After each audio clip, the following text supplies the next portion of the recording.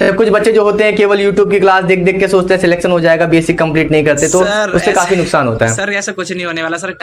नमस्कार दोस्तों, आप सही कहा विकेट आप स्वागत है। आज की वीडियो में हमारे साथ खास मेहमान है जो कि सीआरपीएफ में हेड कांस्टेबल मिनिस्ट्रियल जो 2023 वाली भर्ती थी उसमें सिलेक्ट हुए। तो आज पूरा एक फुल इंटरव्यू होने वाला है। वो अपनी पूरी जॉब प्रोफाइल बताएंगे, उन्होंने कैसे स्ट्रगल किया, कैसे जॉब पाई, कैसे टाइपिंग की, कैसे पढ़ाई की, एवरीथिंग वो आपको इस वीडियो में बताने वाले। ठीक है, तो हम स्वागत करते हैं अपने हेड कांस्टेबल मिनिस्ट्रियल सत्यनारायण जी का। स्वागत है आपका हमारे चैनल पे। Thank you sir. ठीक है, तो आज का ये सेशन होने वाला है, आपका पूरा ही इंटरव्यू होने वाला है और इससे बच्चों को काफी प्रेरणा मिलेगी। और ये होगा हमारा कि टोटल कि हम आपके पूरे ही जो जॉब प्रोफाइल है और पूरे स्ट्रगल को इस वीडियो में हम दिखाने वाले हैं, ताकि बच्चों को जो भी है उससे इंस्पिरेशन मिले, उसको देखकर वो तैयारी करें। आपको पता है कि सीआरपीएफ में भर्ती आ चुकी है जो कि बीएसएफ करवा रही है। ठीक है, तो बच्चों को काफी है कि अगर बच्चों को सही गाइडेंस मिले तो उससे बहुत ही बेहतर सारी चीजें हो जाएंगी, उनको आसानी हो जाएगी रिटन क्वालिफाई करना, टाइपिंग क्वालिफाई करना, तो सारी चीजें। तो हम एक एक करके सारी चीजों को लेके चलेंगे। तो सबसे पहले मैं चाहता हूं कि आप अपना इंट्रोडक्शन दें बच्चों को, ताकि उनको पता चल सके कि आप हैं कौन। जी सर, मेरा नाम सत्यनारायण है और मैं सर अभी सीआरपीएफ एससीएम में सेलेक्ट हुआ हूँ 2023 वाली भर्ती में। और अभी इस समय सर आज संडे का समय है, तो आज ड्यूटी आज छुट्टी है, तो सर यहीं से इंटरव्यू आपके लिए दे रहा हूँ मैं। अच्छा, और आपका यूट्यूब चैनल भी है? हाँ सर, मेरा यूट्यूब चैनल है सत्य भाई एचसीएम नाम से सर। तो मैं उस पर भी वीडियो बनाता रहता हूँ, गाइड करता रहता हूँ सर बच्चों के लिए। हाँ, ये अच्छी बात है, क्योंकि आजकल YouTube पे क्या होता है, फेक वीडियो काफी सारे लोग बनाते हैं और सही गाइडेंस नहीं देते। और गलत गाइडेंस से होता क्या है कि बच्चे कुछ गलती कर देते हैं, टाइपिंग में डर के जाते हैं, मेडिकल के लिए परेशान रहते हैं। तो आपने चैनल बनाया तो रियल ऑथेंटिक इन्फॉर्मेशन बच्चों को मिलेगी, जिससे काफी फायदा होगा। तो इनके चैनल का लिंक मैं कमेंट बॉक्स में पिन कर दूंगा, आप सभी इनसे जुड़ जाइए, क्योंकि बहुत ही जेन्युइन इन्फॉर्मेशन मिलेगी और बिल्कुल रियल और ऑथेंटिक मिलेगी। ठीक है, अब चलते हैं अपने सेशन को शुरू करते हैं और बात करते हैं कि सबसे पहले अपनी पढ़ाई के बारे में बताइए। आप पहले सबसे पहले आप बिलोंग कहाँ से करते हैं, किस शहर से बिलोंग करते हैं, ये बताइए आप कहाँ से बिलोंग करते हैं। जी सर, मैं यूपी में। तो आपने कब से तैयारी करने, मतलब गवर्नमेंट जॉब को आप कब से टारगेट करने लगे, किस साल से आप गवर्नमेंट जॉब को टारगेट करने लगे? सर मैं 2019 के लास्ट से कंपटीशन में आया था सर, और उसके बाद सर अब तक 7-8 एग्जाम क्लियर कर चुका हूँ। और सर इधर फाइनल अच्छा, कौन कौन से एग्जामिनेशन ऐसे हैं जिनको आपने क्लियर किया है? सर ये सब पैरामिलिट्री के हैं सर। ऐसा इसमें सर सीआरपीएफ एससीएम भी हुआ था, और इसका भी ट्रेडमैन का रेट सर सेलेक्ट होने के बाद आया है सर, उसमें भी हुआ था। और हाँ जी सीआई सब एससीएम भी हुआ था। और एसएससी जीडी 2021-2022 सर ये दोनों हुए हैं।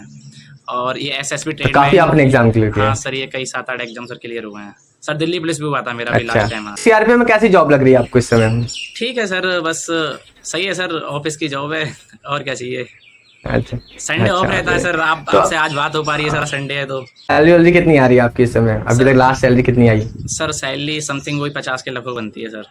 स्टडी के बारे में बात करते हैं, मतलब कि आपने 2019 से तैयारी करनी शुरू की, तो मतलब होता है कि जब हमारा सिलेक्शन नहीं होता तो बच्चे बहुत डिमोटिवेट होते हैं। तो उन बच्चों को क्या कहना चाहेंगे जिनका सिलेक्शन नहीं हो रहा है, 1 नंबर से रुक जा रहे हैं, 2 नंबर से रुक जा रहे हैं, और जो तैयारी ही नहीं कर रहे हैं, उनको क्या गाइडेंस करना, मतलब क्या उनको एक टाइम टेबल फॉलो करना चाहिए, क्या तरीका अपनाना चाहिए जिससे वो आपकी तरह 7-8 एग्जाम भी क्लियर करें और सिलेक्शन भी लें? सर जिनका सिलेक्शन है, मैं ये मानता हूँ सर, अगर 1-2 नंबर से रुक रहा है तो सर उनकी सर पढ़ाई में कोई कमी नहीं है सर। इसका मतलब पढ़ तो वो अच्छा रहे हैं सर। कहीं ना कहीं वो किसी कारणवश रह रहे हैं तो सर उनके लिए तो कंटिन्यू अपनी तैयारी करते रहना चाहिए, कहीं ना कहीं उनका सिलेक्शन हो ही जाएगा। मैं ही कई बार सर फाइनल सिलेक्शन से आउट हूँ, तो सर इस चीज़ के लिए सर मैं बहुत अच्छे से कह सकता हूँ कि अगर जिनका भी सिलेक्शन नहीं हो पा रहा है, 1-2 नंबर से रह रहे हैं, तो वो ठीक तरीके से अपनी तैयारी करते रहें और आगे किसी ना किसी में हो ही जाएगा। तो वो हार ना माने लगे रहे तो मतलब निकल जाएंगे वो। जी सर, सर बिल्कुल निकलेंगे सर। अगर 1-2 नंबर से अगर कोई बच्चा रहता है तो उसका मतलब सर उसकी पढ़ाई में कमी नहीं है सर, वो अच्छा खासा पढ़ चुका है। बस उसके लिए सर थोड़ा सा और ध्यान देने की जरूरत है, बस अपनी पढ़ाई को कंटिन्यू रखने की जरूरत है और बस टूटना नहीं है। आपने पढ़ाई कहाँ से की, मतलब वहीं बदायूं से लेके कहाँ, ऑफलाइन कोचिंग की, ऑनलाइन क्या किया आपने, कैसे पढ़ाई की? सर हमारे यहाँ एक ऑफलाइन कोचिंग सेंटर है, तो सर मैंने वहाँ से पहले तैयारी की थी। उसके बाद सर ऑनलाइन, सर वहाँ से मेरा सिलेबस कंप्लीट हो चुका था लगभग। तो उसके बाद सर ऑनलाइन सर यूट्यूब की हेल्प से सर मैंने मतलब पढ़ता रहा। और सर उसके बाद ये सर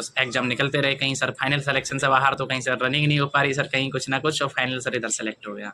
यूट्यूब से ही सर मदद ली थी। अच्छा, मतलब अच्छा, आपको ये लगता है ना कि एक बच्चा जब तैयारी शुरू करता है तो कम से कम उसको अपना फाउंडेशन बेसिक कंप्लीट कर लेना चाहिए ना, जी सर, अच्छे से बेसिक कंप्लीट करें। सर ये बहुत जरूरी है सर, नोट्स बना के बेसिक कंप्लीट करना सर बहुत जरूरी है। कुछ बच्चे जो होते हैं केवल यूट्यूब की क्लास देख देख के सोचते हैं सिलेक्शन हो जाएगा, बेसिक कंप्लीट नहीं करते, तो उससे काफी नुकसान होता है। सर ऐसा कुछ नहीं होने वाला सर, टाइम जायज जाता है सर, फिर यही दिक्कत आती है कि मैं 1 नंबर से रह गया, 2 नंबर से रह गया सर, फिर ये शिकायत आती है सर, ये मेरे साथ हुआ है। आपको लगी 2019 से मतलब कितने साल में आपकी प्रिपरेशन कंप्लीट हो गई थी कि आपको लगने लगा कि अब मेरी प्रिपरेशन कंप्लीट हो गई? कितना टाइम ने आपने दिया प्रिपरेशन के लिए? सर मैं 2019 के लास्ट से सर स्टार्ट किया था मैंने सर, फिर मेरा पहला एग्जाम सर 2021 से निकलना स्टार्ट हुआ था सर। मैथ रीडिंग मेरी शुरू से ही सर ठीक थी, तो सर इन्हीं पे मैंने समय भी और ज़्यादा दिया था, और सर इसका जीएस मेरी ठीक नहीं थी, तो कहीं ना कहीं मेरा जीएस की वजह से फाइनल सिलेक्शन रुका था। लेकिन लास्ट टाइम आके सर मैंने जीएस भी अपनी अच्छी कर ली, तो दिल्ली प्लस में भी मेरा अच्छा स्कोर था दिल्ली प्लस में, तो मैंने फिर दिल्ली प्लस भी का एग्जाम भी क्रैक किया फिर जीएस अच्छी करके। जो बच्चे नोट्स नहीं बनाते हैं, जो केवल पीडीएफ वगैरह के चक्कर में पड़े रहते हैं, तो उनको नोट्स बनानी चाहिए ना, मैं राय देता हूँ कि आप क्या राय देते हैं? सर मेरा कहना ये है कि सर नोट्स खुद के बनाने चाहिए, किसी भी टीचर से पढ़ लें सर, सभी टीचर मैं जानता हूँ अच्छा पढ़ाते हैं, और बात ये सर बच्चे को किस टीचर का समझ में आ रहा है, तो सर अगर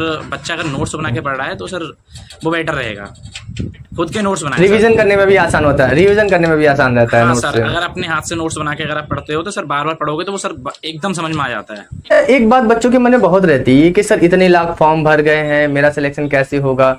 तो आप इन चीजों को कैसे देखते हो? आप कैसे सोचते हो कि क्या आप एक सीट को टारगेट करते हो, या फिर आप कंपटीशन से डर जाते हो कि 50 लाख फॉर्म भर गए हैं, 10 लाख फॉर्म भर गए? आप कैसे सोचते हो इसको?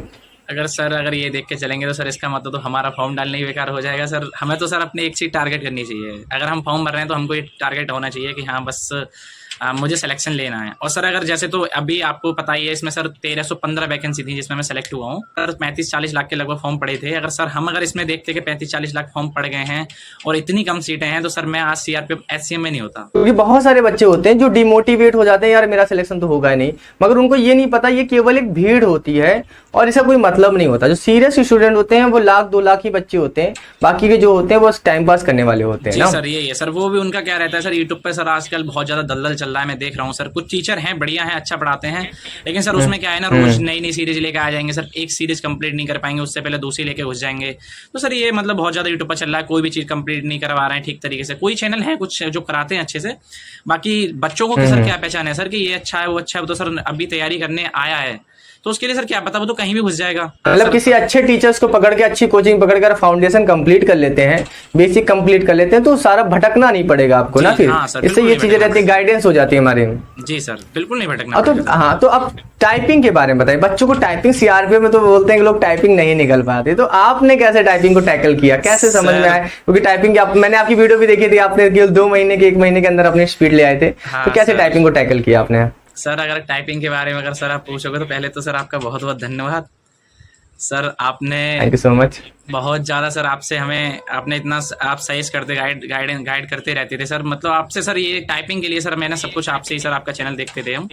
और सबसे बड़ी बात सर क्या थी कि आप समय से पहले सर गाइड कर देते थे, कि सर कोई भी चीज़ होने से पहले आप बता देते थे। सर ये चीज़ हमारे लिए सर बहुत ज़्यादा इससे फ़ायदा मिला था कि सर जैसे आपने जब हमारा फाइनल रेट नहीं सर, इसका जो हमारा रिजल्ट आया था, तो सर आपने रिजल्ट आने से बहुत समय पहले बता दिया था सर कि रिजल्ट आने वाला है।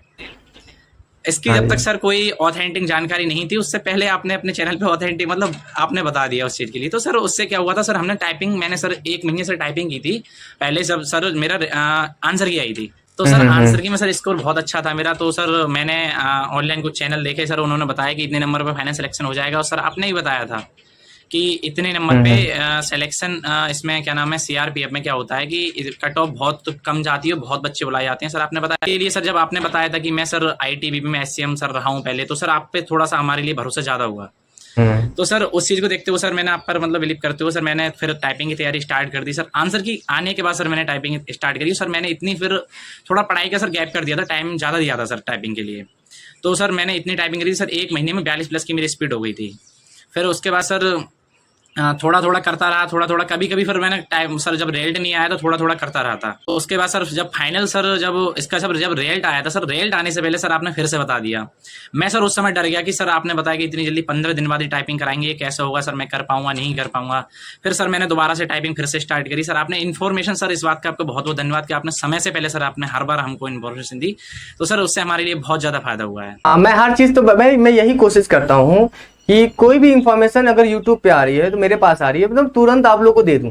और वो पहले ही पता चल जाए तो काफी बच्चे क्या होते हैं, सतर्क हो जाते हैं, तैयार हो जाते हैं, जो मेरी बातों को सच मानते हैं। जी सर, काफी लोग, हाँ बोलो सर बोलो। बिल्कुल सर वही हुआ सर, उसी वजह से सर मतलब आज मैं सर शायद मैं सर टाइपिंग मैंने जल्दी स्टार्ट कर दी सर, आपने बताया था तो मैंने रेल्ट आने से पहले ही टाइपिंग स्टार्ट कर दी थी सर। जब रेल्ट आया तो रेल्ट के बाद तो सर 10-15 दिन ही 15-20 दिन वही मिल पाए थे तो सर मैंने दोबारा करता रहा, फिर मेरी स्पीड सर फाइनली 1 महीने में 42 की हो गई, आगे करता रहा तो सर मेरी 50-55 की स्पीड थी। टाइपिंग हाँ आप सर, तो सर कैसे करते हैं? टाइपिंग करने का तरीका क्या था आपका? सर मेरे टाइपिंग करने का तरीका सर, मैं सब पहले तो सर उठने के बाद लगभग सर 10-10 मिनट के सेट, कभी 10 के फिर 5 के सर, जैसा मुझे लगता था कि अगर हल्की सी भी थकान हो रही है, दिक्कत हो रही है, आंखों में दिक्कत हो रही है तो फिर मैं सर टाइम घटा देता था सर, 5 मिनट की कर देता, 5 फिर 2 मिनट की फिर 1 मिनट की, ऐसे करके सर करता था मैं सर। पहले मैं मतलब उससे नहीं करा था सर, मैंने पेज से नहीं करा था सर, मैं जो टाइपिंग बाबा ऐप था मैं उस पर करता था, मैंने उसी से करा था सर। आपने भी सजेस्ट किया था शायद टाइपिंग बाबा ऐप के बारे में।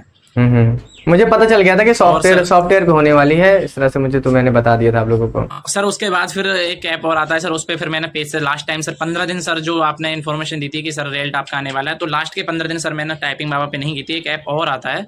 अच्छा। वो सर मैं बता दूंगा, ऐसे ध्यान नहीं रहा मुझे सर, फिर मैंने उस पर पेज से करना स्टार्ट करी थी सर। और आपने सर शायद आप नहीं कराया, हाँ सर आप नहीं कराया था सर टाइपिंग के लिए, वो दिया था मटेरियल। हाँ, मैटर मैंने प्रोवाइड किया था, करा था। तो मैटर कैसा था? मैटर कैसा लगा था आपको?